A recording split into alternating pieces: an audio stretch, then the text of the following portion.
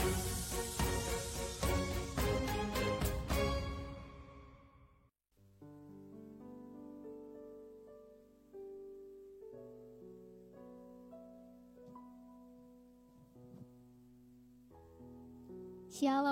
selamat pagi Bapak Ibu sekalian. Kita bertemu kembali di rumah kita masing-masing dalam ibadah online pada pagi hari ini. Saya berdoa selalu Bapak Ibu sekalian dalam keadaan sehat dan dalam perlindungan Tuhan. Kita akan memulai ibadah kita pada pagi hari ini. Marilah kita mengambil waktu untuk bersaat teduh sejenak. Minta pimpinan Tuhan agar kita dapat bersungguh-sungguh mengikuti ibadah ini. Mari kita berdoa. Bapa, terima kasih untuk pagi yang baru, untuk nafas yang Tuhan berikan, dan untuk kehidupan kami. Tuhan masih menyertai kami sampai saat ini. Sungguh itu semua adalah berkat kemurahan Tuhan. Kami berdoa dan kami serahkan ibadah kami pada pagi hari ini ke dalam tangan Tuhan, agar kami Tuhan bisa mengikuti ibadah ini dengan baik. Ajar kami Tuhan, agar kami dapat bersungguh-sungguh dalam ibadah, memuji Tuhan, mendengarkan firman Tuhan. Inilah doa kami yang kami naikkan hanya di dalam nama Tuhan Yesus kami berdoa. Amin. Ayat firman Tuhan pada nats pembimbing kita pada pagi hari ini terambil dari Mazmur 105 ayat yang ke-1 sampai yang ke-3. Demikianlah firman Tuhan. Bersyukurlah kepada Tuhan, serukanlah namanya. Perkenalkanlah perbuatannya di antara bangsa-bangsa. Bernyanyilah baginya, bermazmurlah baginya. Percakapkanlah segala perbuatannya yang ajaib. Bermegahlah di dalam namanya yang kudus. Biarlah bersuka hati orang-orang yang mencari Tuhan. Puji Tuhan, bersuka hati orang-orang yang mencari Tuhan. Demikian firman Tuhan. Kita sebagai anak Tuhan, kita adalah ciptaannya. Terlebih lagi, kita bersuka cita karena Tuhan adalah Tuhan yang dekat dengan kita. Karena Tuhan selalu bersama dengan kita di dalam hati kita. Mari dengan bersuka cita kita menyambut ayat ini dengan menyanyikan pujian dari NR 220, Ada Pujian di Hatiku.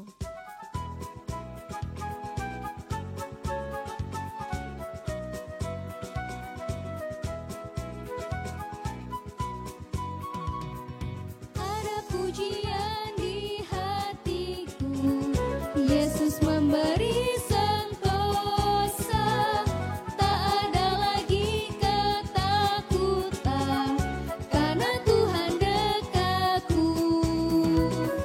Yesus, Yesus Tuhan, nama yang indah, membuat hidupku penuh dengan pujian. Kini ku menghadap tahtanya, memenuhi panggilannya.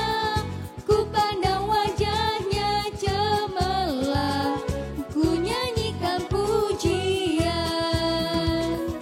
Yesus, Yesus Tuhan, nama yang indah, membuat hidupku penuh dengan pujian.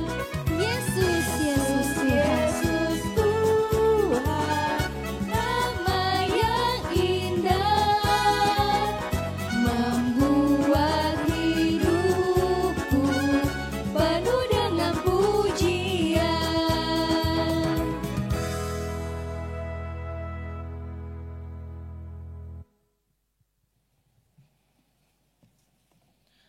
Bapak Ibu saya undang untuk bangkit berdiri. Marilah kita memulai ibadah ini di dalam pengakuan bahwa pertolongan kita adalah di dalam nama Tuhan yang telah menciptakan langit dan bumi. Kasih karunia rahmat dan damai sejahtera Allah Bapa dan Kristus Yesus Tuhan kita menyertai kita sekalian. Mulia bagi Bapa.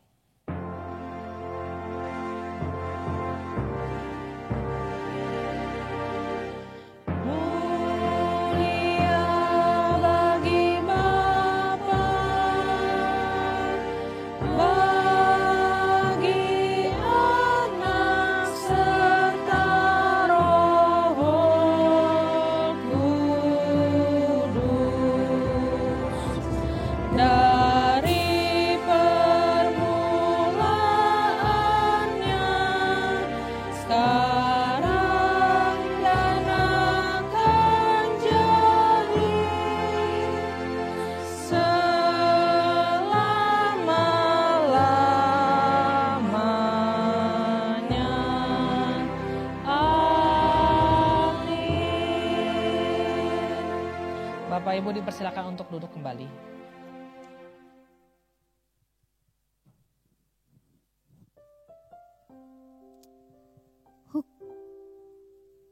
Hukum Tuhan terambil dari Lukas 6 ayat yang ke-27, 28, dan 31. Saya akan membacakannya untuk Bapak Ibu. Demikianlah firman Tuhan. Tetapi kepada kamu yang mendengarkan aku berkata, kasihilah musuhmu. Berbuatlah baik kepada orang yang membenci kamu. Mintalah berkat bagi orang yang mengutuk kamu. Berdoalah bagi orang yang mencaci kamu. Dan sebagaimana kamu kehendaki supaya orang perbuat kepadamu, perbuatlah juga demikian kepada mereka. Kita akan masuk ke dalam doa pengakuan dosa. Bapak Ibu, kita tundukkan kepala, kita mau berdoa. Bapa, terima kasih kalau Tuhan kembali mengingatkan kami melalui ayat pada pagi hari ini, Tuhan. Tuhan, mudah bagi kami untuk mengasihi diri kami sendiri,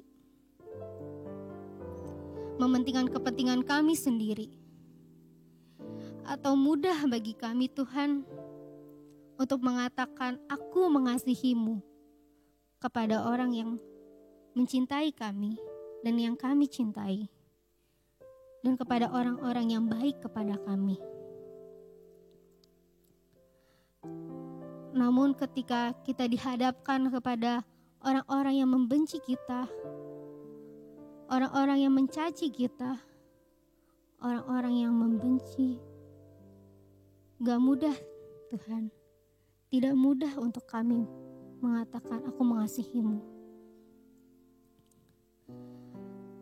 Saat ini Tuhan, kami mohon, ajar kami Tuhan, agar kami boleh berlaku sesuai dengan rencana Tuhan, kehendak Tuhan.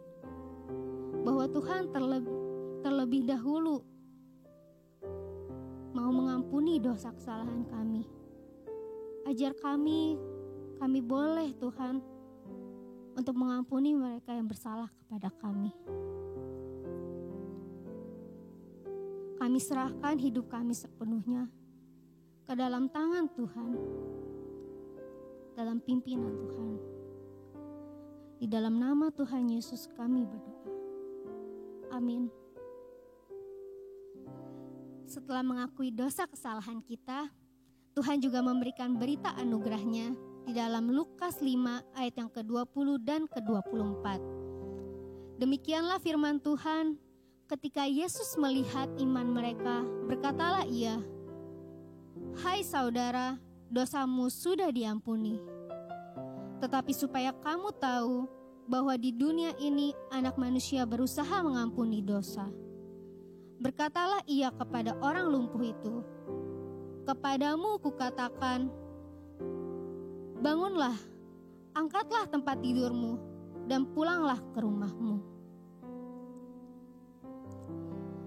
Dan setelah mendapat pengampunan dosa daripada Tuhan, Ia memberikan petunjuk hidup baru bagi kita sekalian, yang terambil dari Kolose 3 ayat yang ke-12 sampai yang ke-13.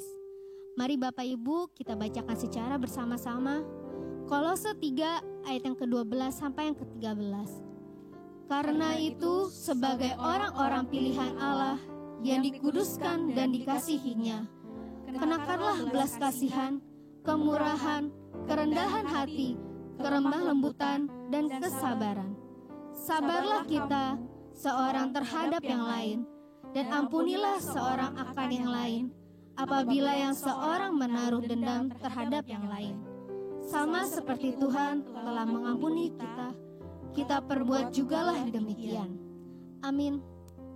Sebagai orang-orang yang telah dikuduskan dan yang dikasihi Tuhan, sebagai orang yang telah mendapatkan pengampunan dosa, dan sebagai ciptaan Tuhan yang dibentuk serupa gambarannya, janganlah kita kendur keyakinan kita terhadapnya. Janganlah kita terbawa terhadap arus dunia. Percayalah pada Tuhan dan tetaplah setia kepadanya, seperti Allah juga setia kepada kita dan yang tak pernah meninggalkan kita. Kita mau masuk ke dalam pendengaran akan firman Tuhan. Marilah kita menyanyikan satu pujian, Allah yang setia.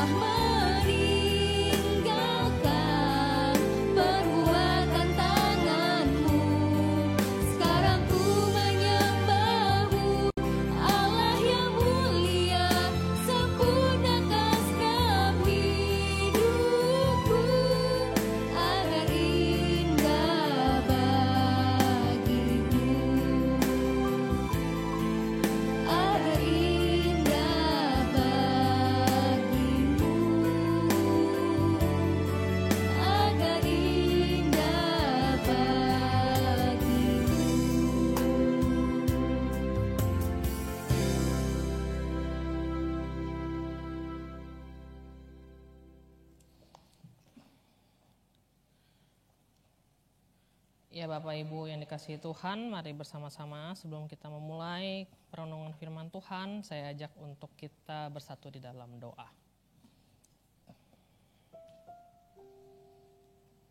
Bapa, makasih yang kami sembah di dalam nama Yesus Kristus. Kami bersyukur karena sekali lagi Tuhan memberikan waktu dan kesempatan untuk kami mendengar apa yang ingin Tuhan sampaikan bagi kami. Kami menyerahkan waktu renungan firman Tuhan ini ke dalam tangan Tuhan. Tuhan yang beracara, Tuhan yang memimpin kami semua untuk bisa konsentrasi, untuk bisa fokus mendengarkan firman Tuhan, dan bisa mendialogkan firman ini di dalam kehidupan kami. Hamba-Mu yang berbicara terbatas, tetapi hamba percaya Roh Kudus bekerja melampaui keterbatasan manusia. Untuk itu hamba menyerahkan renungan ini ke dalam nama Yesus Kristus. Kami berdoa, amin. Ya Bapak Ibu, tema yang akan kita renungkan pada hari ini yaitu berani tampil beda. Dan sama-sama kita akan belajar dari Roma 12 ayat 1 sampai 2. Roma 12 ayat 1 sampai 2, saya akan membacakan bagi kita semua. Karena itu saudara-saudara, demi kemurahan Allah aku menasihatkan kamu, supaya kamu mempersembahkan tubuhmu sebagai persembahan yang hidup, yang kudus dan yang berkenan kepada Allah. Itu adalah ibadahmu yang sejati. Janganlah kamu menjadi serupa dengan dunia ini, tetapi berubahlah oleh pembaharuan budimu, sehingga kamu dapat membedakan manakah kehendak Allah, apa yang baik, yang berkenan kepada Allah, dan yang sempurna. Demikian firman Tuhan. Bapak Ibu, surat Roma ini dikenal sebagai mahakarya teologi Paulus yang maknanya sangat mendalam. Karena melalui surat ini, Paulus bukan hanya memberikan jawaban praktis dari permasalahan jemaat, tetapi Paulus memberikan jawaban dengan landasan doktrin yang benar. Jadi di sini seperti yang kita ketahui bersama, Paulus membagi surat ini menjadi dua bagian Bapak Ibu. Pasal 1 sampai 11 itu membahas doktrin kekristenan, sedangkan pasal 12 sampai seterusnya sampai 16 itu membahas langkah praktis di dalam kehidupan kita sehari-hari. Jadi Paulus mengajarkan dulu doktrinnya, baru praktisnya apa. Nah kalau kita zaman sekarang itu keseringan maunya apa-apa cepat ya Bapak Ibu ya. Aku gak peduli konsepnya apa, yang penting apa yang harus aku lakukan. Nah cara berpikir seperti ini salah Bapak Ibu. Karena bagi Paulus, kekristenan itu bukan cuma tentang doktrin aja. Sehingga kita ngisi konsep doang di dalam pemikiran kita. Tetapi bagi Paulus, kekristenan itu juga bukan cuma tentang sekumpulan kode etis. Sehingga menekankan aturan praktis dan moral-moral saja. Kalau cuma ngerti doktrin dengan begitu hebat tanpa implikasi pada kehidupan praktis, kita akhirnya hanya menjadi orang Farisi Bapak Ibu. Tetapi kalau cuma menekankan yang penting berbuat baik tanpa tahu esensi atau tidak memiliki landasan yang kuat kenapa kita harus melakukan itu, kita nggak beda dengan motivator.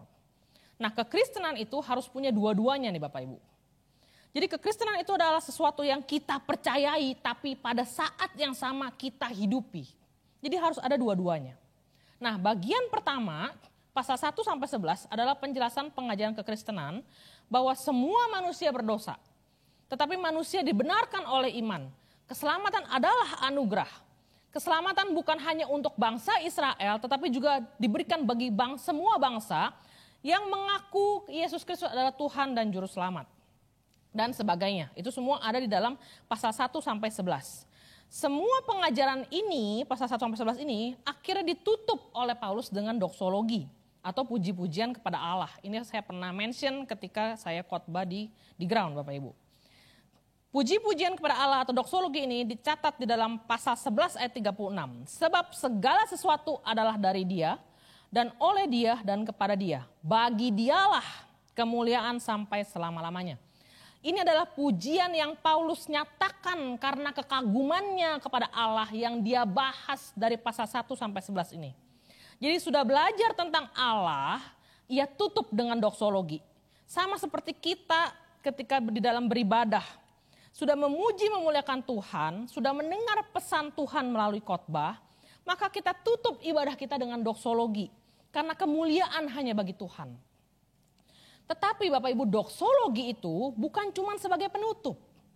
Doksologi itu juga sebagai awal dan pembuka bagi kita untuk kembali ke dalam kehidupan kita sehari-hari. Kita diutus oleh Tuhan menghidupi firman yang baru saja kita dengar dari khotbah. Makanya kenapa kalau beribadah itu harus diikuti Bapak Ibu full dari awal sampai akhir. Karena setiap bagian liturgi itu ada maknanya. Kita jangan cuma mau gampangnya doang, nyanyi, denger khotbah, terus selesai kita matiin TV. Apalagi sekarang online begini. Kalau Bapak Ibu perhatikan, setiap kali selesai khotbah, itu yang watching di YouTube, itu langsung menghilang beberapa orang. Berarti mereka yang hilang ini tidak ikut sampai akhir ibadah Bapak Ibu. Nah itu jangan begitu Bapak Ibu. Karena ibadah itu harus diikuti dari awal hingga akhir. Memaknai setiap bagian dari liturgi dari awal sampai doksologi. Kita menyatakan kekaguman kita kepada Allah di dalam doksologi, tetapi sekaligus menerima pengutusan dari Allah bagi kita untuk menjalani firman-Nya di kehidupan kita sehari-hari. Nah, prinsip itu, prinsip yang sama ini juga terjadi di dalam surat Paulus ini. Paulus kagum dengan Allah, dinyatakan puji-pujian kepada Allah di akhir pasal 11. Tapi ini bukan penutup dari suratnya, karena dia ini menjadi awal dari bagian kedua, yaitu pasal 12. Yang bagaimana kita harus menjalani hidup kita, yang tertulis di pasal 12-16 ini. Nah buktinya apa? Kalau misalnya ini adalah continue, kalau misalnya kita baca pasal 12 ayat 1, tadi kita sudah baca, Paulus mulai dengan kata karena itu saudara-saudara, demi kemurahan Allah. Nah, karena itu nggak mungkin Bapak Ibu jadi topik pembicaraan. Kalau kita ngobrol sama orang nggak mungkin awal-awal kita ngomong karena itu. Kalau ada ngomong karena itu pasti sebenarnya ada hubungan sama kalimat sebelumnya. Jadi hal ini menunjukkan adanya keterkaitan antara bagian pasal 12 ini dengan pasal sebelumnya. Yaitu pasal apa? Pasal 1 sampai 11. Maka sebenarnya Bapak Ibu untuk bisa mengerti pasal 12 ke belakang harusnya kita sudah baca, kita sudah ngerti pasal 1 sampai 11. Nah tapi Bapak Ibu kan gak mungkin ya saya khotbahin 12 pasal di dalam waktu 30 menit. Jadi saya asumsikan kita semua ini memang hobi baca Alkitab, sudah pernah baca dan bahkan sudah paham surat Roma 1 sampai 11 begitu ya. Paulus menyimpulkan pasal 1 sampai 11 itu sebagai kemurahan Allah. Allah telah bermurah hati pada kita melalui kematian dan kebangkitan anaknya Yesus Kristus. Karena Kristus kita yang percaya kepadanya sekarang dibenarkan oleh iman dan didamaikan dengan Bapa. Dan saat ini kita memiliki pengharapan yang kekal. Karena kemurahan Allah inilah sekarang tidak ada lagi penghukuman bagi kita yang hidup di dalam Yesus Kristus. Nah, oleh karena itu Paulus katakan, bangunlah hidupmu berdasarkan kasih karunia ini. Orang yang hidup berdasarkan kasih karunia, dia sadar hidupnya ini adalah anugerah. Dia sadar hidupnya ini adalah kemurahan Allah. Maka dia akan terus-menerus mengucap syukur dan menyembah Allah sang sumber kasih karunia itu. Kalau Bapak Ibu lihat di hari-hari sekarang, mungkin kalau Bapak Ibu suka nonton TV atau suka nonton YouTube, Bapak Ibu akan melihat ada seorang stand up komedian yang sedang naik daun ya hari-hari ini. Namanya Marcel Bapak Ibu. Saya kebetulan suka nonton Tonight Show dan Marcel ini ada di dalam Tonight Show itu gitu ya. Nah dia bisa terkenal itu kenapa Bapak Ibu? Karena dia terkenal karena dia mengangkat kemiskinan yang dia hadapi sendiri. Dia alami sendiri, dia angkat kemiskinan itu dan dijadikan materi untuk jokesnya, untuk bercandaannya. Jadi cerita-cerita yang dia angkat itu adalah pengalaman-pengalaman hidup dia sebagai orang yang sangat miskin. Dia ceritakan dengan sebegitu rupa akhirnya menjadi sebuah jokes bagi orang-orang yang mendengarnya. Singkat cerita, karena suatu kejadian di masa lalu dia pernah mengalaminya. Jadi dia pernah digebukin oleh orang, terus gigi depannya itu copot begitu ya. Sampai akhirnya dia harus tempel gigi palsu. Tetapi sudah bertahun-tahun itu terjadi, kemudian mungkin gigi palsu itu sekarang sudah mulai goyang. Sampai suatu hari pas dia lagi live di Tonight Show, jadi lagi acaranya live, giginya copot Bapak Ibu. Jadi itu semua dilihat oleh semua orang gitu ya, giginya copot. Nah ada seorang host di Tonight Show ini, dia nawarin Marcel nih, mau gak kita ke dokter gigi yuk? Terus dianterin sama dia, bahkan dibiayain gitu ya. Jadi sekarang Marcel ini sudah punya gigi yang lengkap gitu ya, karena dibiayain oleh Teh Hesti namanya, oleh teman hostnya ini. Nah di beberapa kali interview Marcel ini bilang, ketika saya makan, saya selalu ingat Teh Hesti di dalam setiap gigitan saya. Ketika saya makan, saya selalu ingat Teh Hesti dalam setiap gigitan saya. Bapak Ibu, ini adalah orang, ciri-ciri orang yang hidupnya, dia tahu hidupnya itu adalah anugerah. Dia tahu hidupnya itu adalah pemberian, anugerah. maka dia selalu mengucap syukur pada kebaikan temannya itu. Apalagi dengan kita. Sudah sepantasnya kita terus mengucap syukur atas kasih karunia Tuhan bagi kita, bukan? Maka seperti yang Paulus katakan, persembahkanlah tubuhmu sebagai ibadahmu, sebagai ucapan syukurmu. Worship God with your body. Tubuh di dalam ajaran Paulus itu bukan mengacu pada bagian organ tubuh manusia. Jadi Paulus di sini tidak lagi mengajarkan kita untuk mempersembahkan mata kita, mempersembahkan tangan kita, mempersembahkan rambut kita dan sebagainya. Tetapi tubuh yang dimaksud di dalam pengajaran Paulus itu adalah keseluruhan hidup kita. Semuanya harus dikuduskan sehingga berkenan di mata Tuhan sebagai ibadah yang sejati. Jadi yang namanya menyembah Tuhan itu bukan cuman yang penting hati Bapak Ibu. Enggak loh.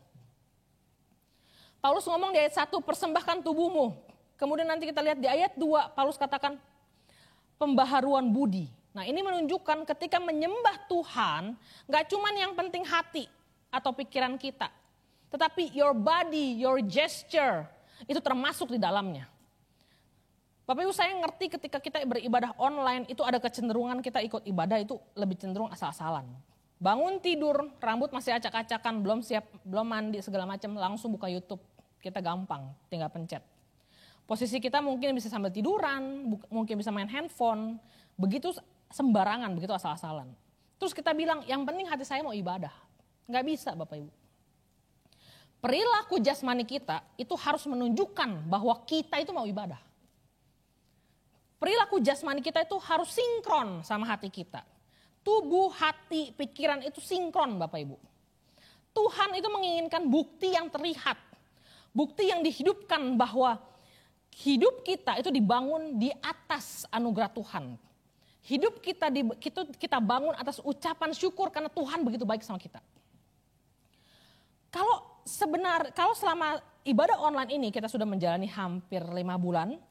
Kalau selama ibadah online ini kita masih tidak beribadah dengan gesture yang benar, dengan body language yang benar, atau kita juga tidak berdisiplin waktu ketika kita beribadah, maka hari ini Bapak Ibu, saya ajak kita semua untuk berubah. Mari kita mulai hidup kita hari ini dengan menghidupi ayat ini. Minimal kita mulai dari gesture kita ketika kita beribadah. Kemudian ayat 2 itu menguraikan ayat 1 dengan memberitahu kita bagaimana seharusnya kita mempersembahkan diri kita kepada Tuhan. Yaitu dengan tidak menjadi serupa dengan dunia, melainkan berubahlah oleh pembaharuan akal budi. Jadi kalau sudah mengerti landasan kekristenan, harusnya orang Kristen ini mengalami perubahan gitu ya. Mengalami perubahan ini. Nah, tetapi di bagian ini kita harus hati-hati Bapak Ibu.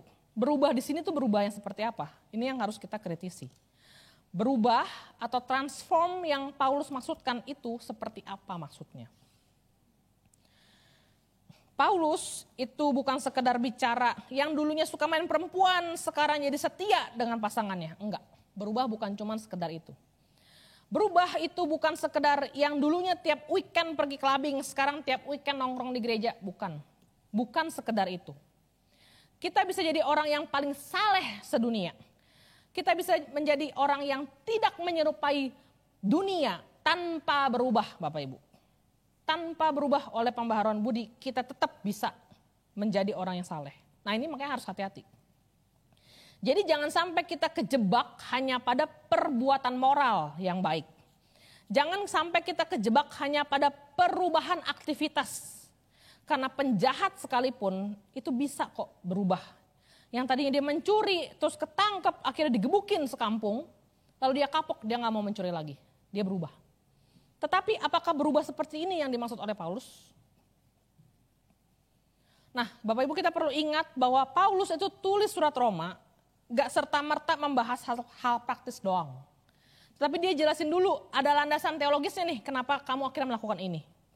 Ada landasan teologisnya nih kenapa akhirnya kita terjadi perubahan itu. Apa landasan teologisnya? Karena anugerah Allah. Dan dengan sengaja kalau misalnya Bapak Ibu lihat Paulus itu mencatat di ayat 2. Itu dia pakai perubahan itu dengan kata pasif. Kalau di bahasa Indonesia nggak kelihatan Bapak Ibu. Tetapi kalau di bahasa aslinya atau minimal Bapak Ibu baca Alkitab di dalam bahasa Inggris, kita bisa lihat bahwa Paulus dengan sengaja menggunakan kata pasif di sini.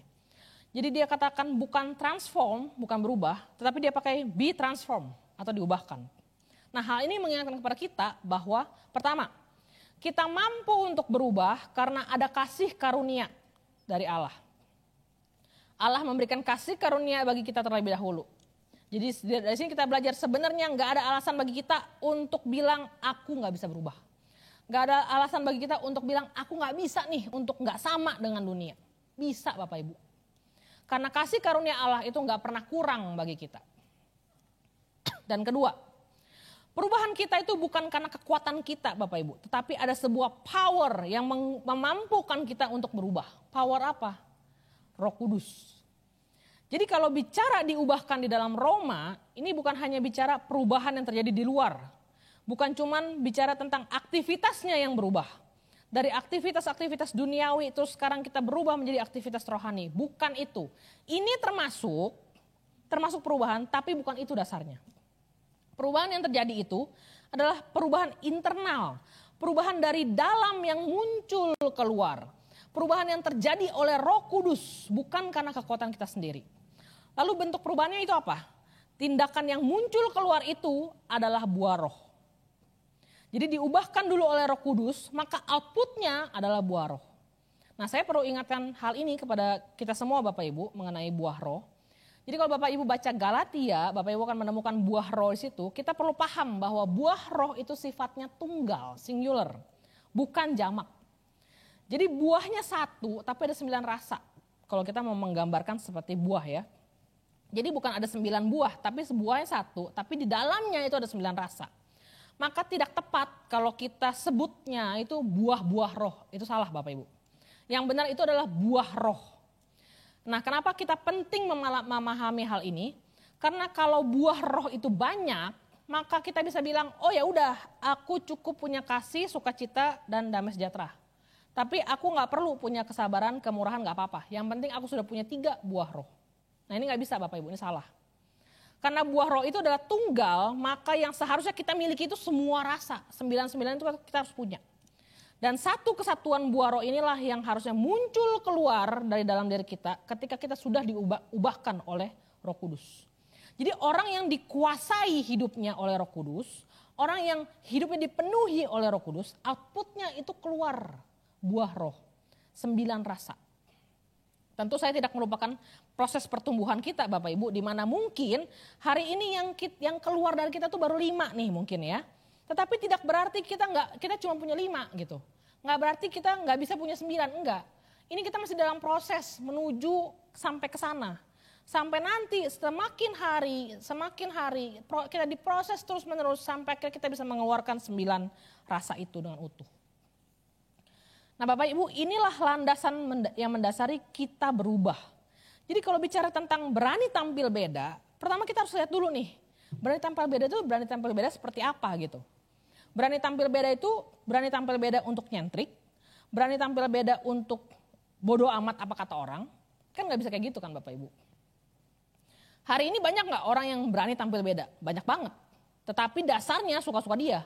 Kalau dia merasa oke, dia berani tuh tabrak norma-norma yang sudah kita junjung tinggi selama ini demi dirinya sendiri. Itu orang yang berani tampil beda tetapi dasarnya suka-suka dia. Kalau berani tampil beda tanpa landasan firman Tuhan, akhirnya kita menjadi liar dan kita tidak bisa menjadi berkat bagi orang lain. Tetapi juga berani tampil beda itu nggak bisa kita gaya-gayaan sok suci. Berani tampil beda itu harus ngerti dulu kekuatannya dari mana tuh sampai kita akhirnya bisa berubah, kita bisa berbeda dengan dunia ini. Kalau ngerti landasan berani tampil beda itu karena Roh Kudus, maka hidup kita itu akan menjadi terarah. Aku harus berani tampil beda untuk menyatakan Kristus di dalam hidupku. Aku harus tampil beda dengan cara menghidupi buah roh itu. Jadi kalau kita bicara berani tampil beda, kita perlu lihat karya Roh Kudus di dalam hidup kita.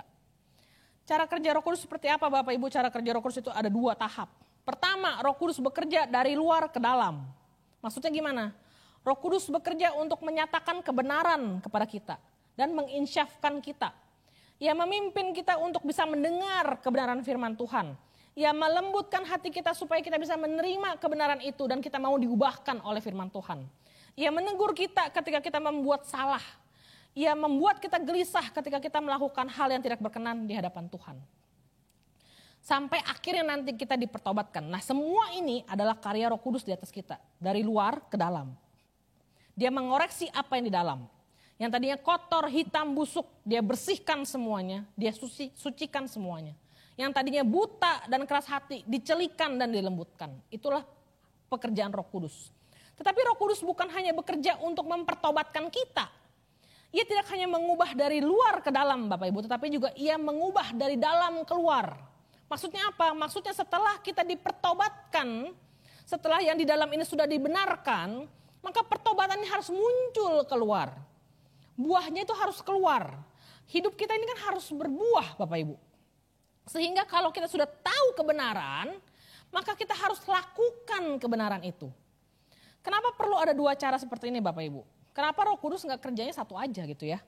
Karena kalau Roh Kudus cuma beresin yang di dalam tanpa berbuah keluar, maka kita akan jadi sama seperti orang Farisi. Merasa bangga dan ngerti akan Alkitab tetapi tidak menjalani. Yang artinya semua kebenaran itu mental, gak ada gunanya. Tetapi kalau Roh Kudus hanya menggerakkan kita untuk melakukan tindakan-tindakan moral tanpa memperkenalkan kebenaran Kristus kepada kita, akhirnya kita hanya akan menjadi orang Kristen yang hidup tanpa Kristus, Christless. Sama-sama gak ada gunanya Bapak Ibu. Maka itu Roh Kudus harus bekerja dengan dua cara seperti ini. Dari luar ke dalam dibenarkan, dan dari dalam itu dibawa keluar. Sekarang yang perlu kita renungkan hari ini Bapak Ibu, apakah kita sudah mengalami kedua-duanya? Apakah kita sudah diubahkan dari luar ke dalam dan dari dalam keluar oleh Roh Kudus? Apakah kita sudah benar-benar bertobat, benar-benar mencintai Tuhan dan benar-benar mengucap syukur atas anugerah Allah bagi kita? Lalu apakah kita selama ini sudah tampil beda di dalam kebenaran atau kita tampil beda berdasarkan suka-suka kita? Apakah Roh Kudus yang selama ini mendorong kita untuk berani tampil beda? Atau ternyata sebenarnya selama ini kita didorong oleh diri kita sendiri? Ini yang harus kita renungkan Bapak Ibu. Mari kita berdoa.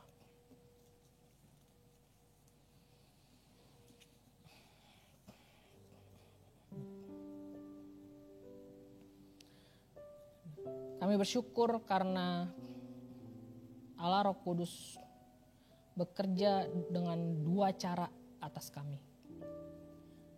Kami dipertobatkan, kami diajarkan, diperkenalkan dengan kebenaran firman Tuhan. Tetapi Roh Kudus tidak berhenti di situ saja. Roh Kudus pun juga membuat kami untuk bisa mempraktekkan kebenaran itu. Roh Kudus membuat kami bisa menjadi berkat bagi orang yang melihat kami. Ada perubahan dalam hidup kami yang mencerminkan Kristus. Kami sadar itu adalah apa yang Roh Kudus lakukan bagi kami, di atas kami. Kami bersyukur karena Allah tidak pernah meninggalkan kami. Allah terus menyatakan dirinya melalui Roh Kudus, memampukan kami untuk bisa menjadi orang yang diubahkan. Untuk itu ya Tuhan, kami menyerahkan diri kami, berikan kami ketaatan, berikan kami kelembutan hati. Di mana mungkin ada bagian-bagian diri kami yang saat ini kami masih mengeraskan hati tidak mau berubah. Kami mohon hari ini Tuhan, berikan kelembutan hati agar kami sungguh-sungguh diubahkan oleh Roh Kudus. Agar kami bisa benar-benar mempraktekkan Roma 12 ini ya Tuhan. Agar kami juga bisa menyatakan kasih Kristus bagi kami. Sehingga hidup kami benar-benar berubah dan menjadi berkat bagi orang lain. Kami menyerahkan diri kami ke dalam tangan Tuhan. Kiranya Tuhan yang pimpin setiap harinya. Agar kami bisa menjalankan firman Tuhan ini hari demi hari. Demi Kristus kami berdoa. Amin. Bapak Ibu, di dalam kesempatan ini juga sama-sama saya akan mengajak kita untuk mendoakan beberapa doa syafaat. Kita akan mendoakan 3 doa syafaat. Kita akan memulai, mari kita berdoa. Ya Bapak, kami berdoa untuk bulan keluarga yang akan dilakukan September mendatang. Kiranya melalui bulan keluarga ini kami diingatkan kembali pentingnya membina keluarga di dalam Tuhan. Dan bagaimana kami saling mengasihi satu dengan yang lainnya sesama anggota keluarga kami. Kami berdoa untuk setiap keluarga-keluarga GKBI agar kiranya Tuhan yang memimpin setiap kepala keluarga agar mereka mampu untuk memimpin keluarganya, untuk semakin tunduk kepada Tuhan. Kami juga berdoa untuk setiap anggota keluarga lainnya, agar tetap menghormati kepala keluarga dan juga dapat menjalani peran masing-masing di dalam keluarga mereka. Kami berdoa untuk jemaat GKBI yang sedang di dalam pergumulan, baik mungkin di dalam masa perekonomian mereka atau kesehatan mereka, atau ada juga mungkin konflik di dalam rumah tangga. Ya Tuhan, kiranya anugerah-Mu terus mengalir bagi mereka. Dan hamba-Mu berdoa agar kiranya iman mereka tidak padam, tapi biarlah di dalam pergumulan itu mereka semakin giat mencari Tuhan, agar mereka merasakan damai dari Tuhan. Tidak lupa juga kami berdoa untuk saudara-saudara kami yang berulang tahun di dalam minggu ini ya Tuhan. Ada adik Juan Mesak, ada saudari Christine Wijaya, adik Ferdinand Indra, Ibu Yanti Sanjaya, Bapak Jamal Simatupang, Bapak Erwin Darmawan, adik Nick Jaden Tanjaya, dan juga Ibu Christine Susanto. Kami berdoa agar kiranya Tuhan pelihara hidup mereka hari lepas hari. Berikan anugerah-Mu atas mereka dan berikan mereka hati yang semakin mencintai Tuhan dan sesama. Kami menutup doa syafaat ini dengan doa yang diajarkan oleh Tuhan Yesus. Bapa kami yang di surga, dikuduskanlah nama-Mu, datanglah kerajaan-Mu. Jadilah kehendak-Mu di bumi seperti di surga. Berikanlah kami pada hari ini makanan kami yang secukupnya, dan ampunilah kami akan kesalahan kami, seperti kami juga mengampuni orang yang bersalah kepada kami. Dan janganlah membawa kami ke dalam pencobaan, tetapi lepaskanlah kami daripada yang jahat. Karena Engkaulah yang mempunyai kerajaan dan kuasa dan kemuliaan sampai selama-lamanya. Amin.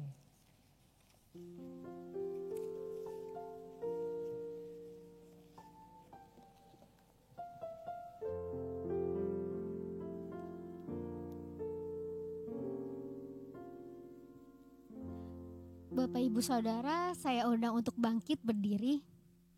Sama-sama kita akan mengikrarkan pengakuan iman kita yang berbunyi demikian. Aku percaya kepada Allah, Bapa yang Maha Kuasa, Khalik langit dan bumi, dan kepada Yesus Kristus, Anak-Nya yang tunggal Tuhan kita, yang dikandung dari Roh Kudus, lahir dari anak darah Maria, yang menderita di bawah pemerintahan Pontius Pilatus, disalibkan, mati dan dikuburkan, turun ke dalam kerajaan maut. Pada hari yang ketiga, bangkit pula dari antara orang mati, naik ke surga, duduk di sebelah kanan Allah, Bapa yang Maha Kuasa, dan akan datang dari sana untuk menghakimi orang yang hidup dan yang mati. Aku percaya kepada Roh Kudus, gereja yang kudus dan am, persekutuan orang kudus, pengampunan dosa, kebangkitan orang mati, dan hidup yang kekal. Amin. Silakan duduk. Saya akan membawakan warta singkat pada pagi hari ini. Ada dua hal. Yang pertama adalah susunan bakal calon penatua GKBI 2021 sampai 2024. Adapun nama-namanya adalah sebagai berikut. Ibu Caroline Malawi, Bapak Junus Gunawan, Bapak Niki Tanjaya, Bapak Wirawi Christian, Ibu Anggraini, Bapak Didi Yulianto, Saudari Marta Puspitasari, Bapak Felix Effendi, dan Bapak Kurniawan Chandra Saputra. Nama-nama berikut juga dapat Bapak Ibu lihat kembali di GKBI Forum. Dan majelis juga membuka kesempatan bagi Bapak Ibu jemaat dapat mengajukan keberatan secara tertulis yang dapat disampaikan melalui form yang telah disediakan di GKBI Forum, dan juga bisa minta ke Sekretariat GKBI Ibu Ika. Kemudian setelah diisi, Bapak Ibu dapat menyerahkannya dengan mengirimkan email kepada Bapak Pendeta Adieli Waruwu, dan juga dapat memberikannya ke Sekretariat GKBI dalam amplop tertutup. Batas keberatan jemaat ditunggu sampai dengan 6 September 2020. Kemudian yang kedua terkait PD dan pembinaan. Mulai bulan September 2020 akan dilaksanakan pembinaan secara online setiap Rabu minggu pertama. Pembinaan akan mulai diadakan pada tanggal 2 September pukul 7 malam yang akan dibawakan oleh Evangelis Michael Devson. Sedangkan PD Rabu malam akan tetap dilaksanakan setiap Rabu minggu ke-2 sampai ke-5 pukul 7 malam. Demikianlah warta ibadah pada pagi hari ini. Kita akan menutup ibadah kita pada pagi hari ini. Firman Tuhan telah kita dengar. Sekembalinya kita ke dalam kehidupan kita sehari-hari, mari kita lakukan, mari kita implementasikan, mari kita hidupi firman Tuhan dalam setiap aspek kehidupan kita. Ingatlah Tuhan Yesus mengasihi kita, mengasihimu, mengasihiku, dan mengasihi kita semua. Kita akan menutup ibadah kita hari ini, kita naikkan satu pujian, Yesus mengasihimu juga kepadaku.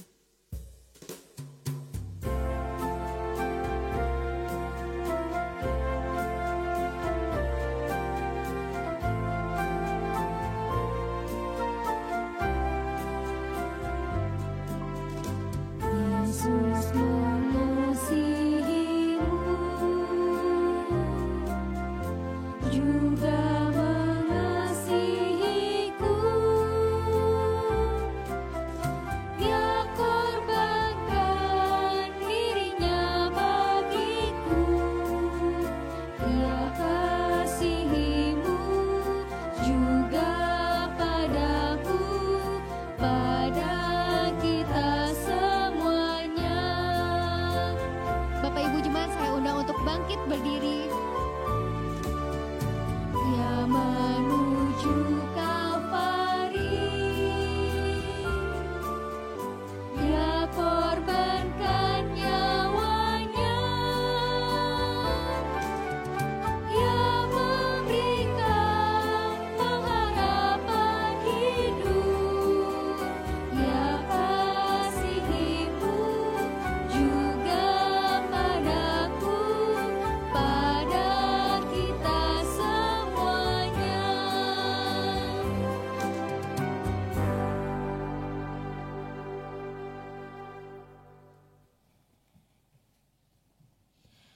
Ya, jemaat yang dikasihi Tuhan, Roh Kudus telah memampukan kita untuk berubah, tidak menjadi sama dengan dunia ini. Untuk itu marilah kita hidup selayaknya orang-orang yang telah dianugerahi kasih karunia Allah. Mari bersama-sama kita berjuang untuk memancarkan buah roh itu keluar. Sehingga orang lain bisa melihat kita adalah orang yang berbeda. Tetapi bukan asal berbeda Bapak Ibu. Biarlah kita bukan menjadi orang yang menjadi batu sandungan, tetapi berbeda yang menjadi berkat.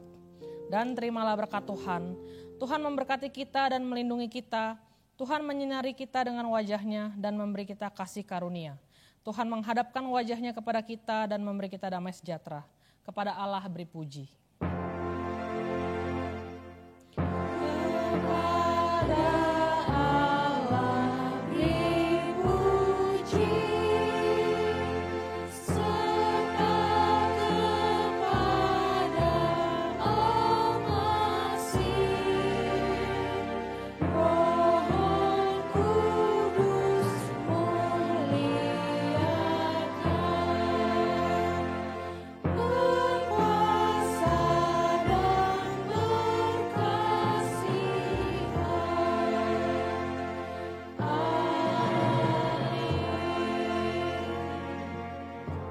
Bapak Ibu dipersilakan untuk duduk dan bersaat teduh sejenak.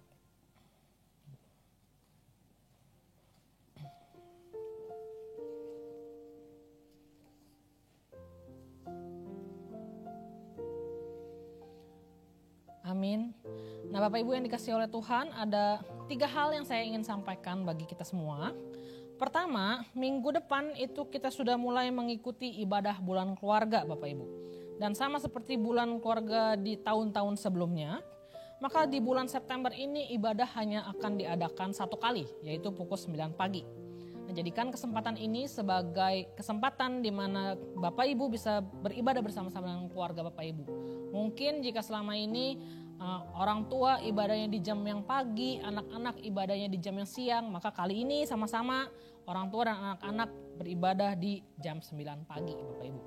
Yang kedua, Gereja Kristus Bojong Indah, gereja kita sedang berjuang untuk memperbaiki mutu ibadah kita Bapak Ibu. tentu karena terbentur dengan pandemik dan juga ibadah online, jadi ada beberapa bagian ibadah yang memang harus diubah. Tetapi perubahan ini bukan perubahan yang asal diubah Bapak Ibu, karena sebenarnya sudah disesuaikan dengan liturgi dari sinode sekaligus mengikuti anjuran dari pemerintah. Contoh, ibadah hanya boleh 1 jam, maka kita menyesuaikan dengan bijak apa yang harus dipersingkat tanpa mengorbankan poin-poin liturgi.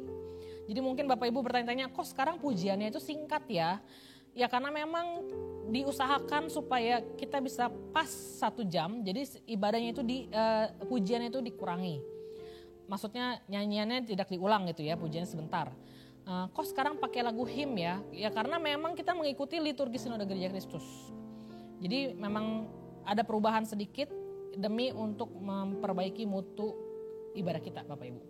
Ketiga, nah bidang ibadah itu juga menyadari bahwa kita selama ini mengaku kita gereja tradisional, tetapi sebenarnya kita pun juga tidak mengenal lagu-lagu him.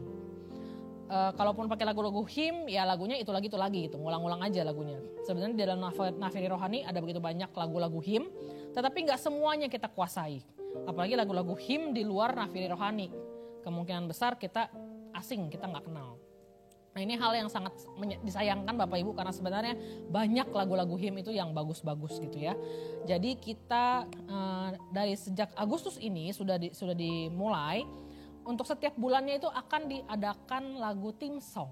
Tim songnya itu kita akan cari lagu-lagu him yang mungkin memang terasa asing, tapi kita akan pakai itu setiap minggunya. Setiap bulan beda lagu, tapi setiap minggu di bulan itu lagunya sama. Contoh, kalau misalnya Bapak Ibu perhatikan, selama bulan Agustus itu lagu Yesus Mengasihimu Juga Kepadaku diulang di setiap minggunya. Ini kenapa dilakukan seperti ini? Tujuannya supaya kita bisa mempelajari lagu-lagu baru, lagu-lagu him. Dan di setiap bulan nanti akan beda-beda tergantung dari temanya. Tetapi kecuali di bulan keluarga September nanti Bapak Ibu. Jadi bulan depan itu kita akan pakai lagu theme song ciptaan evangelis Michael Davidson. Yang sudah pernah dinyanyikan ketika bulan keluarga di tahun-tahun sebelumnya. Tapi kan sayang gitu Bapak Ibu kalau udah pernah diciptakan terus cuma dinyanyikan sekali. Jadi sekarang kita pakai lagi supaya kita juga mengenal lagu ciptaan dari evangelis Michael Davidson gitu ya. Nah, jadi saya harap kita semua memahami dan juga menerima perubahan-perubahan yang ada di dalam liturgi kita. Terima kasih, Tuhan Yesus memberkati.